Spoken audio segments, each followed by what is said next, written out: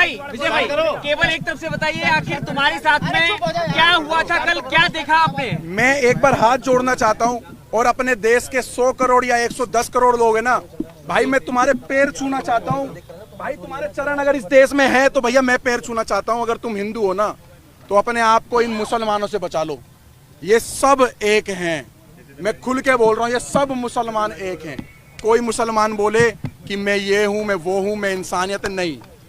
मेरे बच्चे को मौत के घाट उतार देते, मेरी गाड़ी रोकी गई, मेरी गाड़ी रोकी गई, 50-100 कम से कम मुसलमानों ने मेरी गाड़ी पे चुपड़ गए, पथराव करा, ब्लैंक गोलियां चला रहे हैं कट्टों से। हमने देखा जब कश्मीर फाइल मूवी देखी थी ना हमने, तो हमारा खून ना खोल गया था हमारा उस टाइम।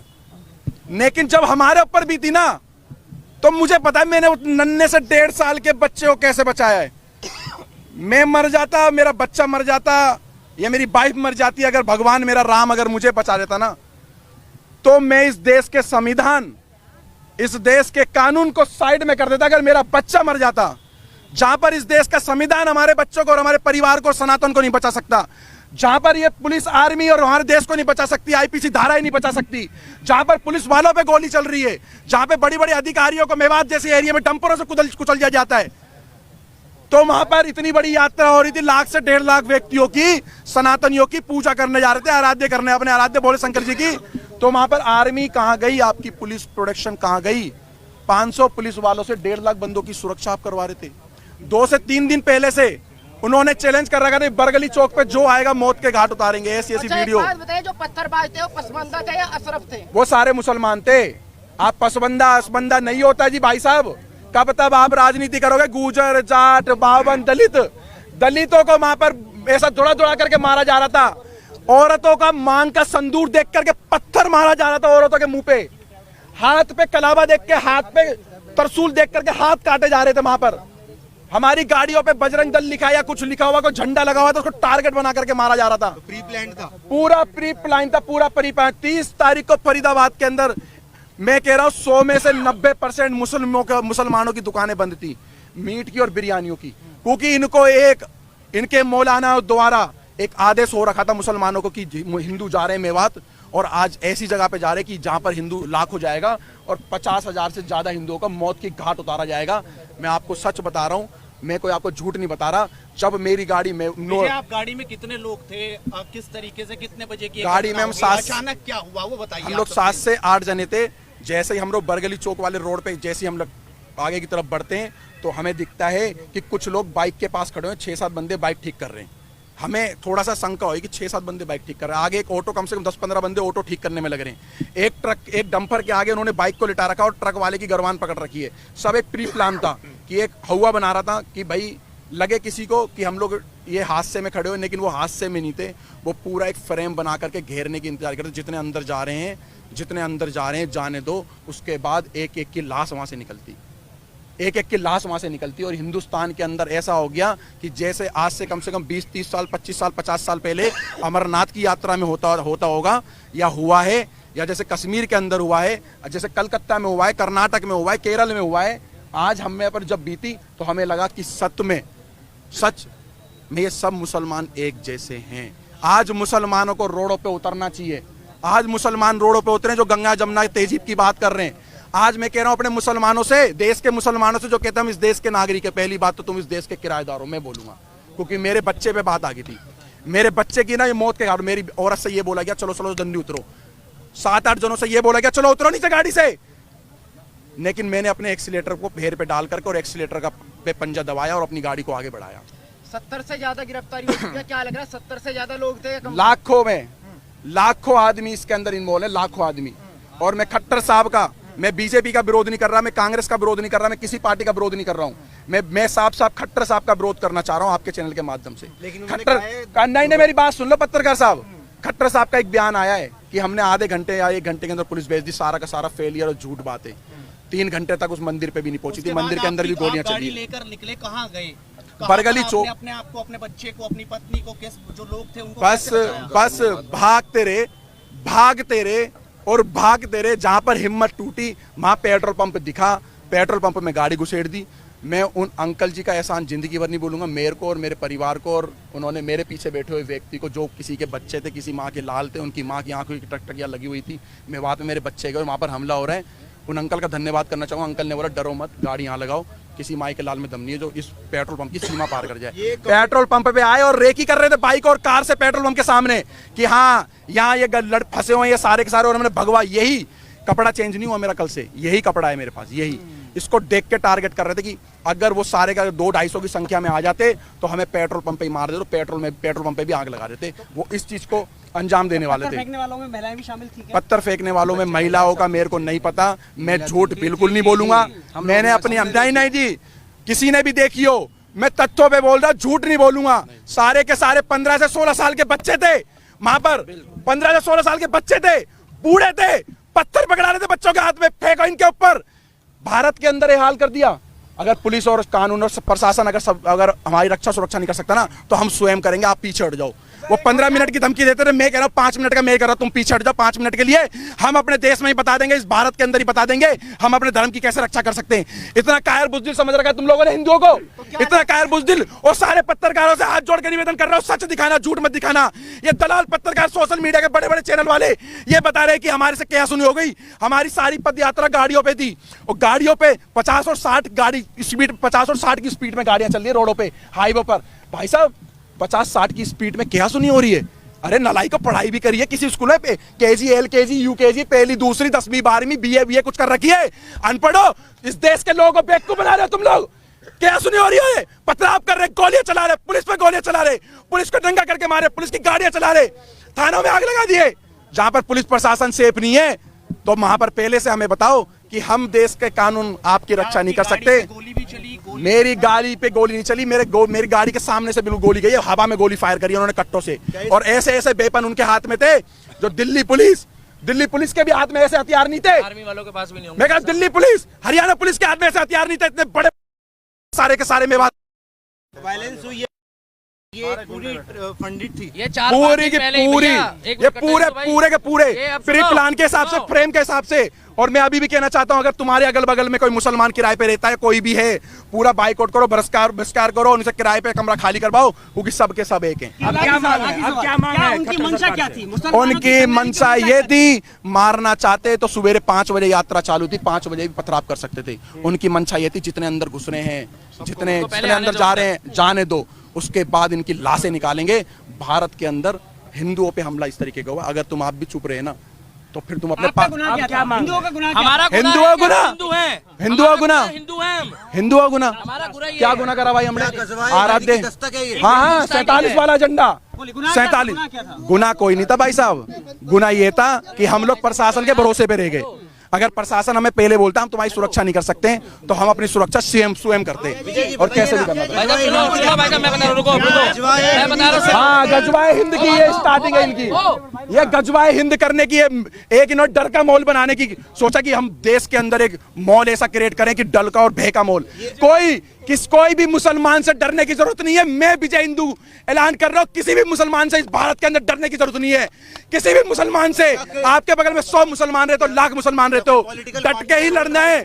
जैसे हमारे भाई, हमारे बड़े पूर्वज भगत सिंह भाई भी लड़े थे, महाराणा प्रताप और पृथ्वीराज चौहान भी लड़े थे, उनके वंशीज हो भाई, उनके वंशीज हो भाई। मैं एक बात और बताइए, क्या लग रहा है सरकार से कार्रवाई की उम्मीद दिखाई दे रही है? क्योंकि मानव अधिकार की बात आ जाएगी, सुप्रीम कोर्ट आ जाएगा। मेरी बात सुनो, उनके हत्यारों को अभी तक जो है सजा, हाथ जोड़ के विनती है, मैं सारे अपने नालायक देश के सुप्रीम कोर्ट के जजों से बोलना चाहता हूँ, सारे देश के IAS IPS कमिश्नर DCP साहब से बोलना चाहता हूँ, अगर मेरा 1.5 साल का बच्चा मर जाता तो कौन सा जज मेरे बच्चे को लाके देता? आओ बताओ मेरे को, विजय हिंदू को बताओ, कौन सा जज आता मेरे बच्चों को मेरे को लौटाता?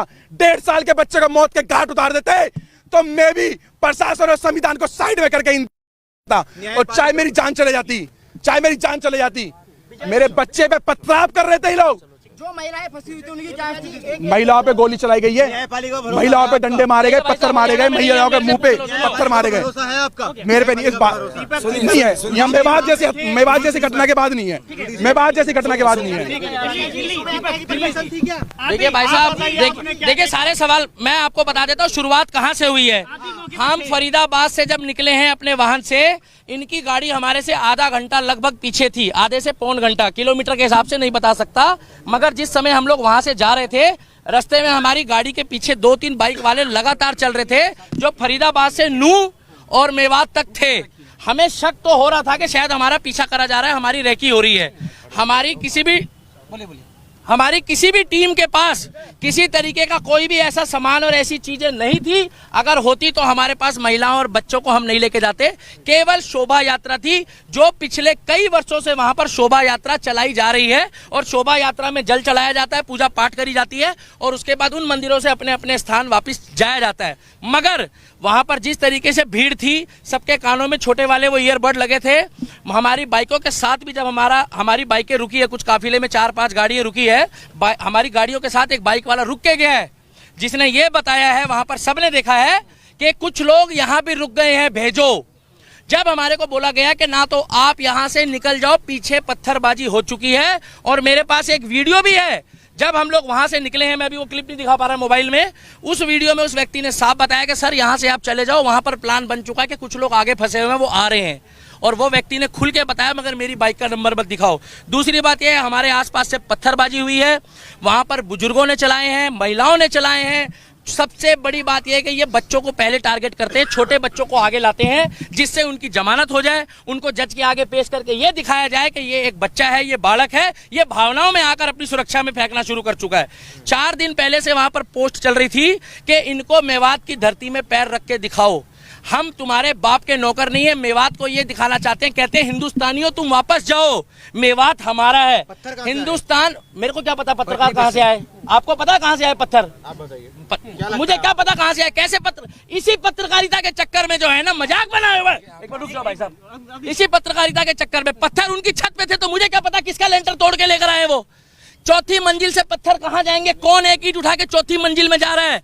बाइक का शोरूम लूटा जा रहा है, हिंदुओं की दुकानों को टारगेट किया जा रहा है, और केवल वहां पर जब दिख रहे हैं मुसलमान, एक जगह कहा जाता है मुस्कुराइए आप लखनऊ में हैं, और एक जगह कहा जाता है बच के रहिए आप मेवात की नगरी में हो।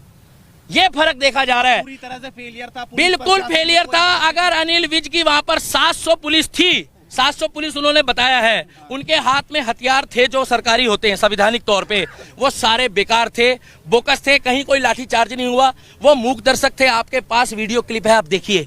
और अगर ये लोग वहां डटकर खड़े नहीं रहते, हिंदू ये वहां लड़ने नहीं गए थे, ये पूजा पाठ करने गए थे, जितने हमारे सनातनी भाई हैं इनका बहुत बुरा हाल होता।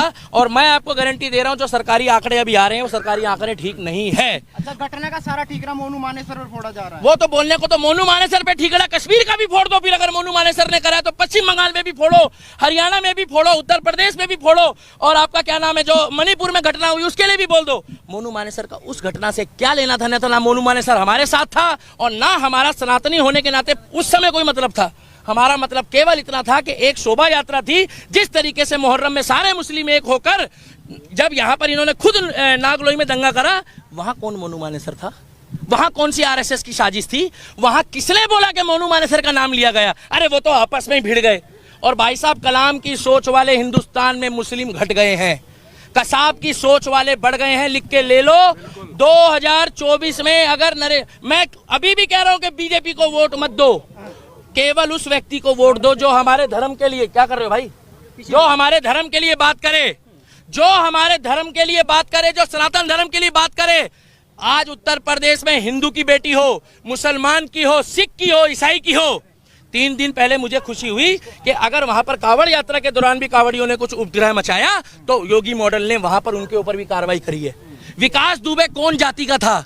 वो एक धर्म सनातनी था, हम लोगों ने कोई विरोध नहीं करा। मगर दुनिया जानती है, जब अतीक अहमद मारा गया, अतीक अहमद के साथ जो कांड हुआ, हमें नहीं मालूम किसने करा, तब इन्होंने क्या बोला कि वो शहीद हो गया है। तब इन्होंने क्या बोला कि भैया वो हमारा बंदा था। इन्होंने तुरंत सपोर्ट करी। और मैं अब भी कहता हूं, अगर जुनैद के जो भी हत्यारे हैं, जुनैद और नासीन के जो भी हत्यारे हैं, उनको फांसी हो, चाहे वो हिंदू हो, मुस्लिम हो, सिख हो, ईसाई हो, क्योंकि ये खुद बोलते हैं अपराधी का कोई धर्म नहीं होता। तो हम भी कह रहे हैं अपराधी का कोई धर्म नहीं होता। अगर वो राजस्थान पुलिस ने मोनू मानेसर को क्लीन चिट दे दी, तो मोनू मानेसर की जो क्लीन चिट देने वाली सरकार है वो तो राजस्थान की कांग्रेस की है। हमारी मांग एक ही है, 2024 में मुझे नहीं लगता कि बीजेपी की सरकार वहां पर खट्टर सरकार आएगी। अगर वहां पर बुलडोजर नहीं चला योगी बाबा वाला कि इधर गड़बड़ हुई, इधर ना तारीख ना सुनवाई, वही फैसला। हमें चाहिए योगी मॉडल, हमें चाहिए बुलडोजर मॉडल, और हमें चाहिए योगी बाबा वाला प्रोटोकॉल। और हरियाणा करवाना चाहते हैं। मेवात कौन बोल रहा खाली करने? उत्तर प्रदेश खाली हो गया पत्रकार महोदय। उत्तर एक मिनट रुकिए, एक मिनट मेरे को बोलने दो। उत्तर प्रदेश खाली हो गया। कौन मुसलमान परेशान है उत्तर प्रदेश में? कितने मुसलमान भागे वहां से? भाई साहब पत्रकार हो, अपने मुंह से जवाब दो, कितने भागे वहां से? एक भी मुस्लिम नहीं भागा है, कमा के खा रहा है। मगर फर्क इतना है कि यहाँ वाले पत्थर चला रहे हैं और वहाँ वाले डर के मारे फूल चला रहे हैं। लोग तो कहते हैं भारत का मुसलमान डरा हुआ है, इतना डरा हुआ है मुसलमान। हाँ, डॉक्टर बन रहे हैं, इंजीनियर बन रहे हैं, आईपीएस बन रहे हैं, पुलिस वाले बन रहे हैं, सीआरपीएफ में जा रहे हैं, आर्मी में जा रहे हैं, और इतने डरे हुए हैं कि करते करते में 30% आबादी हो गई। बच्चे पैदा भी डर डर के कर रहे हैं क्या ये लोग? क्या डर के खौफ में बच्चे पैदा होते हैं? कैसे सब? पुलिस तो वहां थी। अरे कैसी बातें कर रहे हो? पुलिस तो हमारे सामने थी। ये पूछो कि और बल कब आया है? और बल जब आया है जब वो वहां पर पूरा माहौल खराब हो चुका था, जब वहां पर लोग मारे गए। वहां पर एक मिनट लास्ट बात बोलना चाहूंगा। 2024 में हरियाणा वालों हाथ जोड़कर सुन लो, सभी एडिटर को कह रहा हूं, डॉक्टर, इंजीनियर, प्रोफेसर, आईओ, जज साहब, जो मेवात में हुआ है वो मेवात फाइल बनने की तैयारी कर दी थी इन लोगों ने, उसमें कुछ छोटी मोटी खामियां रह गई। वहां पर आज भी खेतों में हमारे हिंदू भाई पड़े हैं। मैं हाथ जोड़ के कहता हूं उनका रेस्क्यू कर लो। आज की पोजीशन में भी अगर रेस्क्यू नहीं करा तो कल तक वहां से बहुत खबर आएगी। और 24 में जो सरकार चुनोगे, हमें कोई मतलब नहीं है बीजेपी को वोट मत दो या मत दो, निर्दलीय को जिता देना। मगर जो हमारे सनातन धर्म और हिंदू धर्म की बात करेगा, केवल उनको जिताना। खुफिया, एक बार पत्रकार, इन पत्रकारों का जवाब देने दो, खुफिया एजेंसी का कहां देना? आईएसआई के एजेंट कहां पाए गए? कितने एजेंट पाए गए? इसी चक्कर में यूट्यूब और फेसबुक बदनाम हो रही है और पत्रकारिता। अब अगर कार्रवाई नहीं हुई तो खट्टर सरकार बुरी तरीके से पिटेगी और इनका फेलियर